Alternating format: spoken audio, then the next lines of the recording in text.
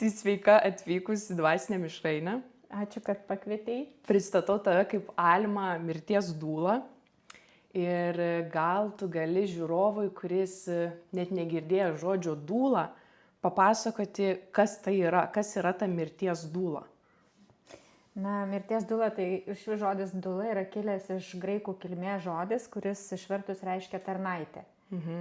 Tai kaip, tarkim, galima išversti mirties tarnaitę, kaip yra gimdymo tarnaitė, kuri palydi gimdyvę į naują etapą, tai yra mirties dūla, kuri palydi į dar kitą etapą žmogų išeinantį.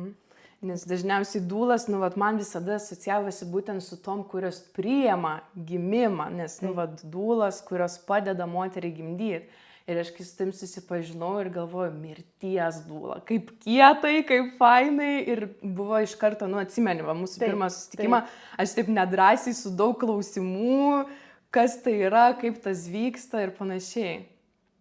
Tai tikrai skiriasi nuo tų, kurios priima gimdymą. Taip, skiriasi tuo, kad vienos priima iš kažkurio pasaulio, o mes paleidžiame kažkurį pasaulį, tiesiog išlydim. Tai.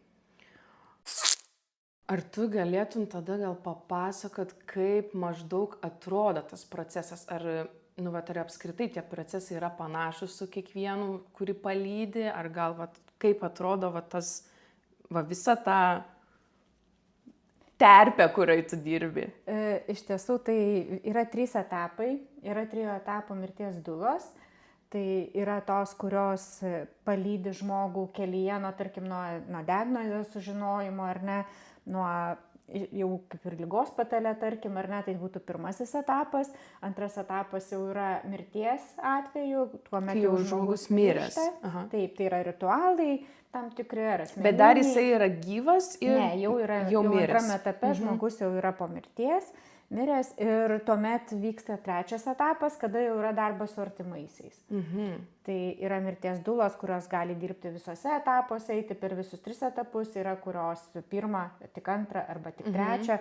Tai tarkim, aš save galėčiau priskirti prie tų, kurios yra 1. ir 3. etape. Tai tarkim, išlydėjimas nuo pradžios iki pabaigos, ar ne? Ir po to jau tęsiasi su artimaisiais. Gedėjimas, netektis, išgyvenimas viso šito proceso. Tai gaunasi realiai, kad tu dirbi ne tik su mirštančiu 3. etape, kaip tu ir minėjai, bet dar ir su šeimos nariais. Taip. O kaip atrodo darbas, kaip, tarkim, pradėkim nuo 1 etapo, kaip atrodo darbas su mirštančiu žmogum? Visų pirmiausia, tai nuo ko dažnai klausia, kas pakviečia, kas suranda, ar ne, ar patys mirštantis. Būna įvairiai. Su tuo susidurti, kad pats mirštantysis pakviestų neteko, nes tai dažniausiai būna paliatyvi slauga, kada jau pasikviečia tave artimasis, ar ne. Na ir šiaip pagrindinis mano visas veiksmas ir vyksta paliatyvios slaugos ligoniniai, kur žmonės iš tiesų jau išeinantis, ar ne. Tai taip ir būna, susipažįsti su žmogum, tave pasikviečia, ne, jeigu tu užsimezga ryšys ir tuomet pirmiausiai bandai ne tai, kad prisipratinti, bet prisijaukinti, prieiti prie to žmogaus ir nepuolį jam aiškinti, kas tu toksai ir ką tu čia darai. Nes ne visada visi prisileidžia. Būtent, nes daugelį asocijuojasi mirties dūla, tai jinai bijo, žmonės bijo to, kad tu man atnešiai mirti, ne tai, kad aš tau padedu išeiti, bet jie bijo pačio to žodžio. Tai todėl labai smagu apie tai, kalbėti, kad tai, ne apie tai. Tiesiog mirties dūla tam 1. etape būna leidžia žmogui būti su savo jausmais, su išeinančiam žmogui, su savo baimėm visom, ar ne, su nerimu. Jinai nepradeda tau aiškinti, kaip tu turėtum jaustis ir ką tu turėtum dabar daryti ir kaip čia tas paskutinės dienas ar akimirkas tiesiog praleisti. Tai tiesiog yra buvimas buvime.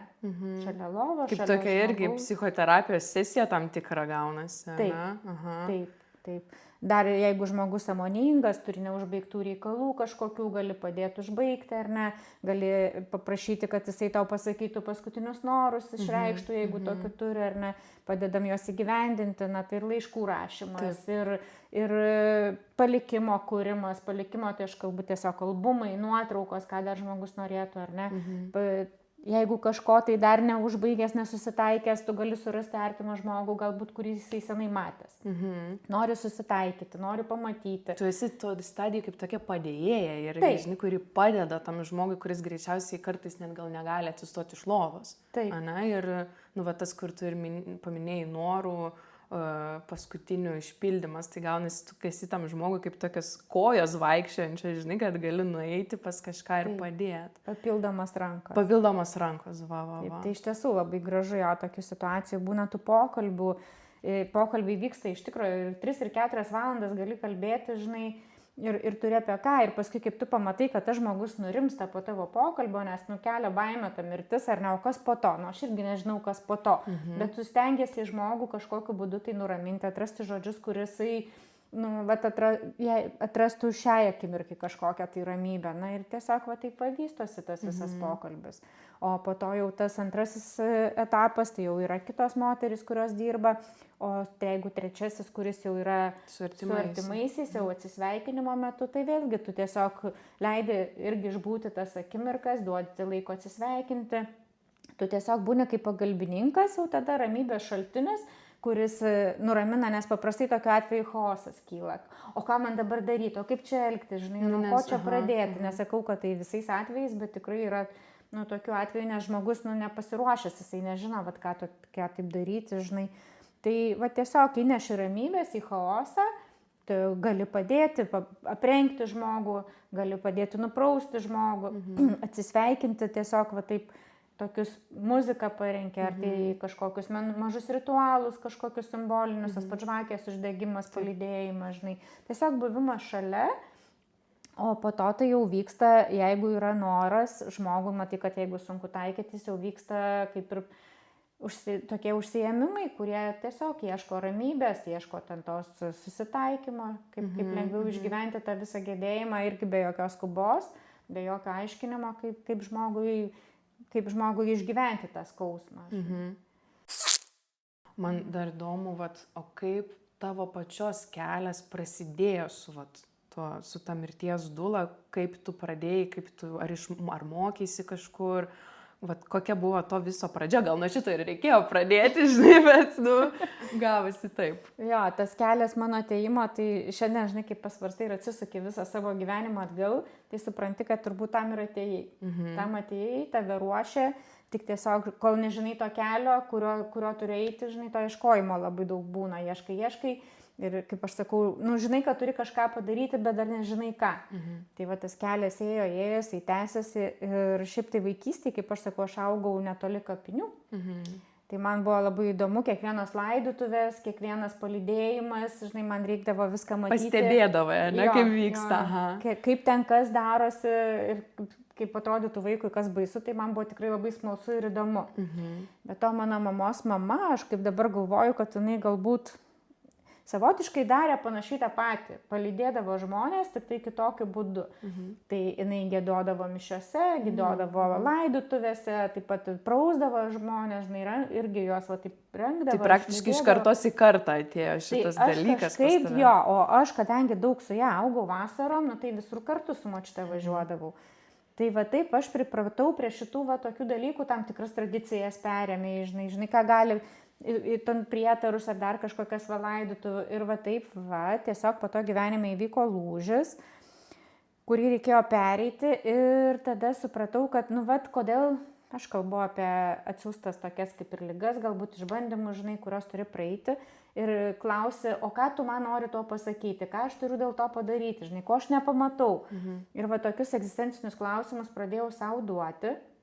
Ir vat kažkaip teko dvasinėse irgi tokiose praktikose susidurti su moterim, kuris sako, o tu ar girdėjai kažką apie mirties dulas, žinai?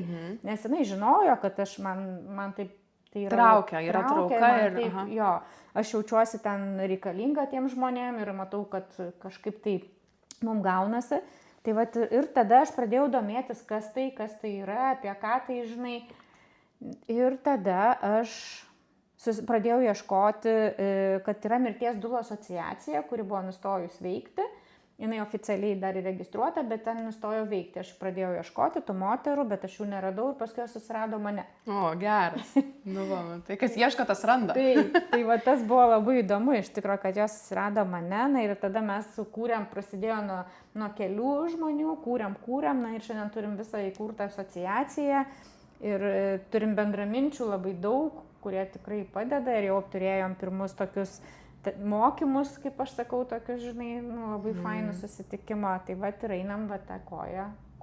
Geras, tai jeigu žmogus va kažkaip prijaučia, dabar jis jau gali kreiptis į asociaciją ir gali praeiti mokymus. Nu va, matai, kaip atgaivinai. Aha, bet atgaivinai, atrodo, irgi tą asociaciją, jeigu jinai pradžioj buvo tokia nugesusi, žinai, ir atrodo, įžiebei naujos tokios, žinai, ugnies. Ja, susitikom su ta, kuri man paskambino, moterim ir klausė, ar čia reikia, ar darom. Žinoma, reikia, sakau, žinom, darom. Ir va, taip užsikūrėm. Geras. Tai tikrai, nes ir reikalinga, ir tikrai, ir vis atranda daugiau žmonių. Jau žino, kad yra, kas girdėjęs, kas kažkur per lūpas, žinai, vienas iš kito, bet jau yra žmonės vis labiau žino. Man dar įdomu, tu sakai, atranda vis daugiau žmonių, bet, sakai, pirma stadija yra, kai žmogus yra mirties patale ir tu dirbi su to žmogum. Bet atrasti mirties dūlą tikriausiai gali ir artimieji, kai jau jie palaidojo kažką artimai, jau jisai yra miręs. Tai tada mes tikriausiai pereinam į tą antrą etapą, kaip tu minėjai, ne, kur pati nelabai... Ne, aš to antru neužsiemu, yra tos, kurios tai iš tiesų jo daro būtent tik tai ir jos apgėda gyvenimą ir mes buvom čia susitikime, kaip minėjau, kur darėm ir pačios praėjom tą visą procesą, kuris yra vedamas laidotuvių metu. Tai iš tiesų tai yra apgėdama žmogaus vaikystė, paauglystė, jaunystė, visi darbai, žinai, tai yra nuostabus, iš tiesų toks atsisveikinimo yra nuostabus procesas. Bet antram etape, irgi, kadangi man jisai toks neaišku, žinai, tu pati jo nevedi, tai dar norisi pasikapstyti tame.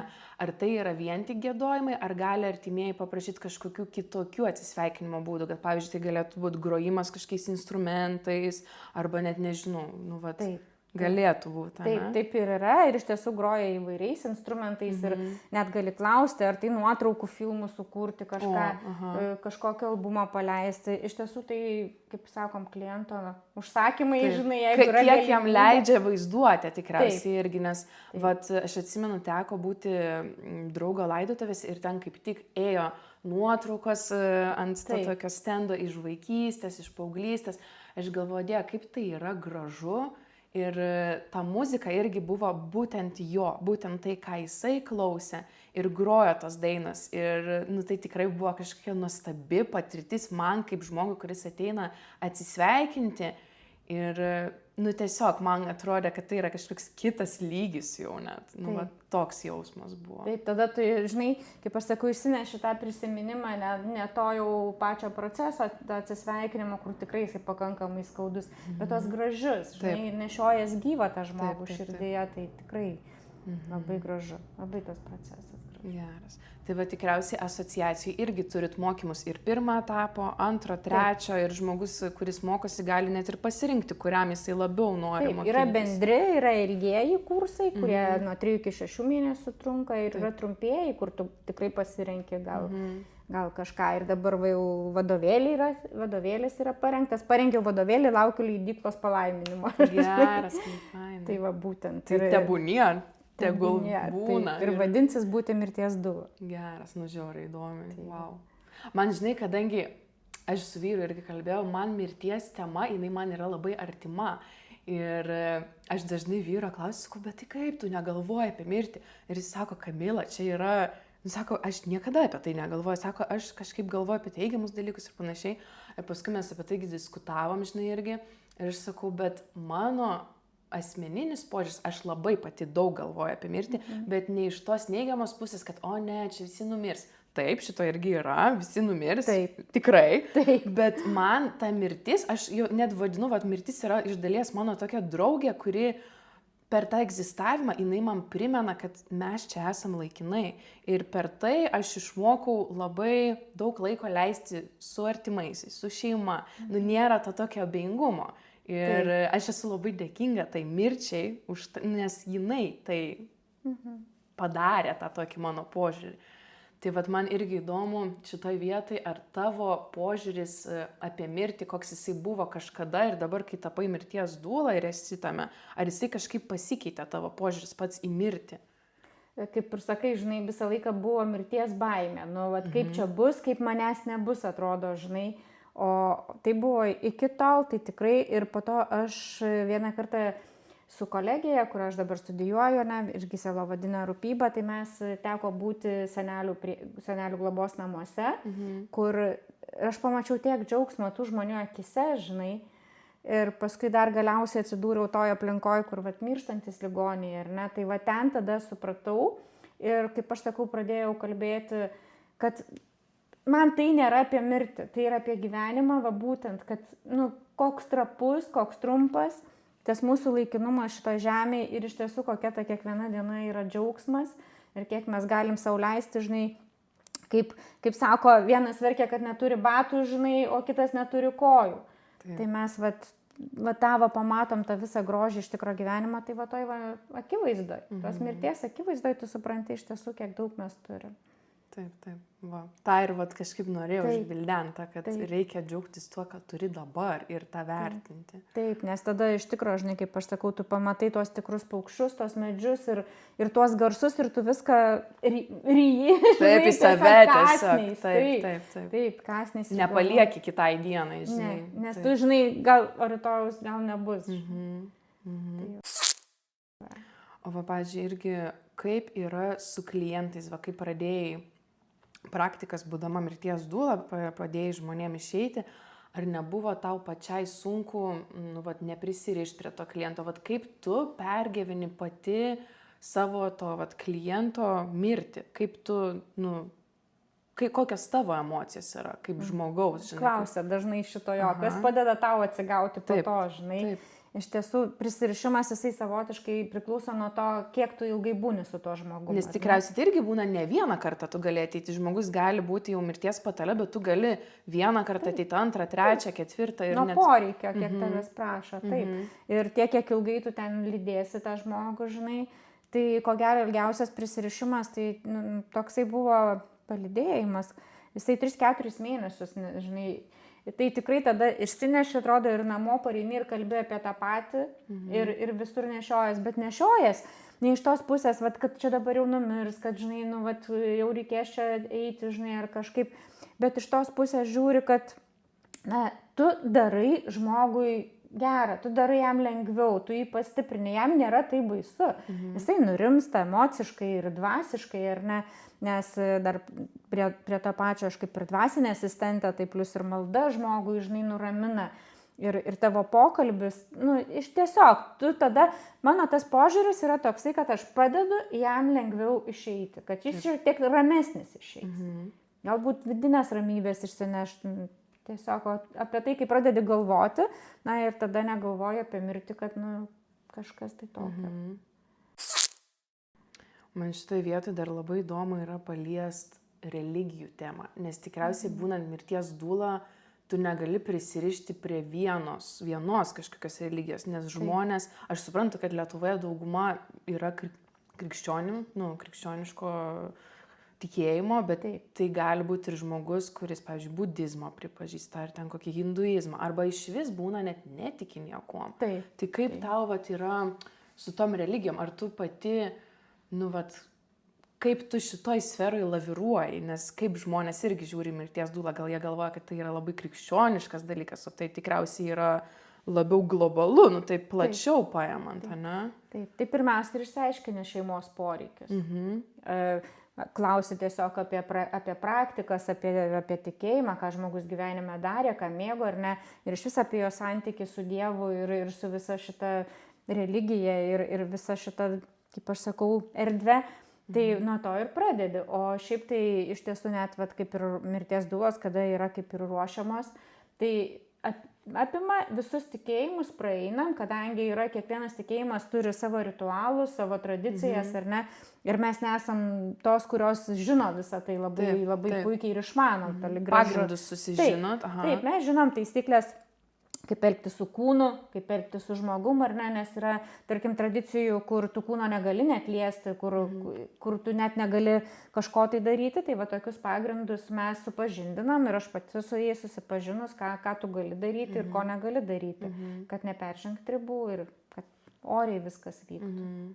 Bet šiaip, mane labai džiugina, kad tai yra taip iš aukščiau, žinai, ta prasme, kad nėra prisirišama prie vieno tikėjimo ir kad tai yra taip globaliau ir plačiau. Aš aišku tikiu, kad ten gal bažnyčia kitokį požiūrį jūs turi kaip į mirties dūlas, bet, visur yra to kažkokio vieni pritarė, kiti nepritarė. Tai tenka ir kalbėti ir vienaip, ir kitaip, iš tiesų tų požiūrių iš tiesų tenka ir išklausyti. Bet kaip aš sakau, mes tikrai nenusistačiusios nei viena, nei prieš jokią religiją, nei prieš jokį tikėjimą, nei prieš vieną žmogų, nes kiekvienas nusipelnom, kaip aš sakau, išeiti palydėtas, nenusipelnom mirti vienas, ar ne, su visa pagarba ir su viskuo. Todėl, tai ir priimi visus žmonės, nes miršta visų tautybių, visų religijų, visų tikėjimų žmonės. Tai tiesiog taip ir priimi. Ir stengiasi pateikti iš tos pusės, kad mes čia niekam blogo tikrai nelinkim ir nedarom ir kažko tai nesigviešim. Mes prieš įrašant dar pokalbį apturėjom tokį klausimą dėl pinigų ėmimo. Tai aš manau, kad žmonės čia tikriausiai irgi pyksta, yra to pykčio, kad jūs norit, kad jūsų mirties dūlų darbą apmokėtų arba, tai kokia tavo čia pozicija yra irgi? Iš tiesų tai buvo pradžioje labai sunku. Buvo sunku, kalba apie pinigus, tai buvo ta paskutinė tema, kurią iš vis mes norėjom visos tiek asociacijoje liesti, tiek apie tai kalbėti. Ir paskui, tikrai, kaip atrodo, tu gali nuimti už tokio dalyko pinigus, bet kaip ir sakai, tai yra energija, tai yra pinigai, tai yra natūralus dalykas, tai visų pirma niekas, jeigu yra galimybė, žmogui visą laiką paliekama galimybė rinktis pagal tai, ką jisai gali. Jeigu jam tikrai reikia, bet jisai tą negali tiek arba negali, tai yra susitarimo reikalas. Jisai gali ir pasakyti, ne? Tai yra vos netoks, aš nenoriu sakyti, kad aukos principas, bet jūs tikriausiai vis tiek turit savo nustatytas sumas už paslaugas. Kiekviena skirtingai. Taip, kiekviena būtent skirtingai dar ir manau, kad žmogus šitų, kadangi tai yra toks subtilus darbas su mirtim, su išeinančiu žmogum, tai čia visada galima ir aptarti su tais artimaisiais tikriausiai. Tikrai tai pagal galimybės, net jeigu tu negali visai kažko, ar tu matai, kad tau manęs reikia, ar ne, ir aš jaučiu, kad aš galiu padėti tam žmogui, tai kodėl aš jam nepadėsiu. Jo, ir aš sutinku, kad toks darbas tikrai neturi būti nemokamas, nes vis tiek tu įdedi labai daug savęs, tu įdedi labai daug energijos, tu įdedi savo laiką ir aš manau, kad pinigai tai tiesiog yra energija ir tu duodi savo energiją kaip laiką ir pasišventimą, o kiti už tai sumoka energiją pinigais.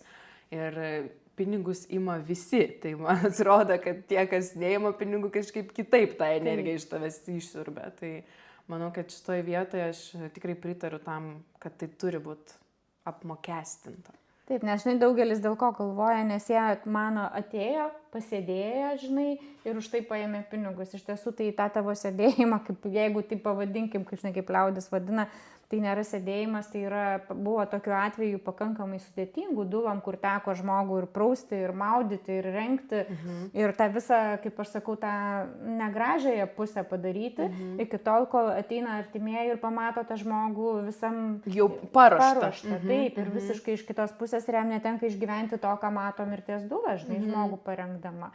Tai apie tai nelabai kas susimąsto. Taip.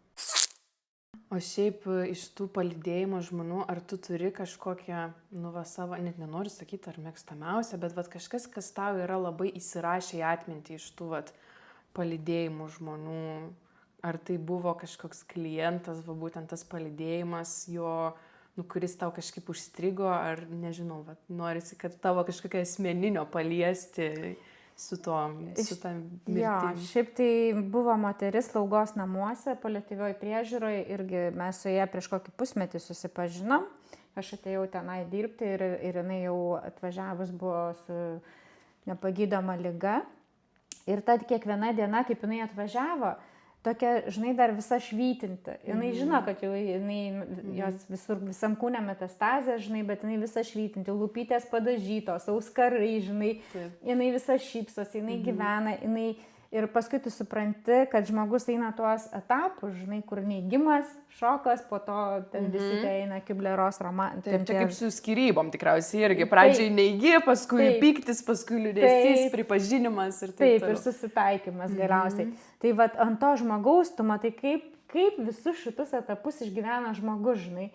Tai va tas ir buvo, kad jinai labai taip nuostabiai ir tu matai vieną, antrą savaitę, jinai vyksta ir ateini vieną dieną ir matai žmogų gulinti ir pajungta po deguoniam, tas, kuris vakar dar skraidė lovą, žinai. Tai va tas va labai ir va tada tu supranti, kaip greitai ir kaip čia pat viskas gęsta, žinai. Tai aišku, jinai atsigavo, vėl po truputį, ir vyksta tas bangavimas. Tai jo. Tai mes va taip va keliavom tos kelis mėnesius. Ir po to jau man teko, kad aš išėjau atostogų iš tos ligoninės. Ir paskui sakau, jeigu jau matysit, kad jau ateina jau žinai, tas etapas, kad jau tikrai, nes paprastai daktarai vis tiek jau, kurie iš ten to žmonės su jais dirba, jie mato, sakau, jau būtinai skambinkit, žinai. Tai ačiū Dievui, aš dar to skambučio nesulaukiau, bet planuoju kitą savaitę važiuoti aplankyti. Tai va ta kelionė buvo ilga mūsų kartu. Bet tu esi tokia liudininkė iš dalies tos kelionės, negali žmogui nei ten pagreitinti proceso, nes tai yra, kaip tu ir sakai, tu leidi žmogui būti. Taip, išbūti tam skausme, tikrai nepuolė jo guosti, leidi jam ir verkti, leidi ir pykti, jeigu nori ir šaukti, ir klausti, žinai, tiesiog leidi viską, ką jo. Tik tai, kas dar labai gražiai užsiminė irgi ta moteris, taip, žinai, taip sėdi, taip susimašęs ir jinai, žinai, sako, aš žiūriu tav ir galvoju, sako, kas tu tokia, žinai, ir aš taip šypsausi, žinai, ir sako, tu, sako, angelas nusileidai, žinai. Bet tikriausiai taip tiem žmonėm ir jaučiasi, žinai, kai, aš manau, kad tiem išeinantiem žmonėm kartais su tavimi yra lengviau pakalbėti negu su artimaisiais, nes mes kartais bijom kalbėti su artimiausiais žmonėm, pasakyti, kad mes juos mylim, pasakyti, kad mes kažko gailimės, dėl kažko atsiprašom ir yra tikriausiai lengviau pasakyti, ką tik sutiktam žmogui, kuris atėjo to jis išliet, man atrodo, yra lengviau. Taip. Man būtų buvę lengviau. Taip, iš tiesų taip ir yra, ir žinai, kaip sako, ir su mirties dūla ir nebaisu bijoti, žinai. Tai va, nes iš tiesų tas laikymas, tas už rankos, jisai tiek daug duoda, tu jauti, kaip jis spaudžia tiesiog, žinai, ir nenori paleisti. Tai, tų tokių palydėjimų tai tikrai labai daug yra, kur tiesiog sustingsta žmogus ir žiūri, žinai, ką jaučia, nežinai, bet labai, labai, labai intimus procesas. Ir kad tu gali būti ir liudytojas, ir iš tiesų tavo žmogų neleisti jam išeiti vienam. Tikrai labai intimus ir... Aš manau, kad čia irgi toks labai stiprus darbas, ką tu darai, nes tam reikia irgi turėti labai daug stiprybės, žinai, kvėpti tam žmogui, tokio pasitikėjimo, kad procesas vyksta ir jisai turi vykti, žinai. Klausia ne vienas iš tikro, kaip tu, sako, gali, žinai. Nes čia reikia tikrai, žinai, turėti. Tu gali, bet... Galios. Aš galvoju, žinai, tas pirmas, aš kaip ir prisijaukini po truputėlį. Ta visą šitą veiklą prisijaukini ir kažkaip, nesakau, kad nebijau ir nesakau, kad nebaisu, tikrai, bet kažkaip po truputį, žinai, supranti, kad vis tiek neišvengiam. Aš manau, kad aš su savo klausimais tai baigiau, ką norėjau, tą paklausiau, nebent kažko tu matai, kad pati dar norėtum paminėti, kažką apie mirtį, apie mirties dūlas. Nežinau, gal kažką aš praleidau, gali žmonės ir komentaruose parašyti, jeigu turės kažkokių klausimų, tai nebent turi dar ką papildyti. Tiesiog, žinai, ko gero pirmiausiai, kaip pasakau, prieš teisant, kad pasidomėt, kas yra. Kas yra. Tikrai yra daug informacijos, yra mūsų puslapis, yra apie kiekvieną iš mūsų aprašyta, ką mes darome, ko mes galim padėti ar ne. Ir kad tikrai žmonės nebijotų kreiptis ir nebijotų klausti, nes tikrai esam visos žmogiškos, visos sukalbamos ir tikrai kiekviena rasim žodį, ką pasakyti, ar paguosti, ar patarti, jeigu galėsim ir padėti. Tai va čia ir bus labai svarbus klausimas, kur jūs rasti, koks yra, ar yra kažkoks, kai sakai puslapis, ne, yra puslapis. Taip ir vadinasi mirties dūlų asociacija. Ir Facebook'e mus galima rasti irgi apie mus, tai tikrai yra. Tai super, žino žmonės. Asmeniškai mane irgi galima rasti. Taip, nes tu esi Facebook'e Alma mirties dūla, taip ir kiek atsimenu užsivadinus. Gerai. Tai tikrai labai, labai lauksim. Tai labai tau ačiū. Čia buvo kažkoks nepasikartojimas, toks nepakartojamas pokalbis, žinai, apie tos nepatokius dalykus, apie mirtį, nes atrodo, apie mirtį visi šitos temos visada vengia. Va. Vengia, nes, atrodo, kad jeigu aš apie tai nekalbėsiu, tai manęs tas neištiks. Aha, nors atrodo vis tiek pasąmonė, ir net nepasąmonė, tiesiog visi suprantam, kad tai ateis, tiesiog vieni tai atmeta, ignoruoja ir, yra, vat. Taip. Tai jo, tai smagu, kad pakvietei. Ačiū. Ir tiesiog, gyvenkim sveiki ir laimingi. Taip.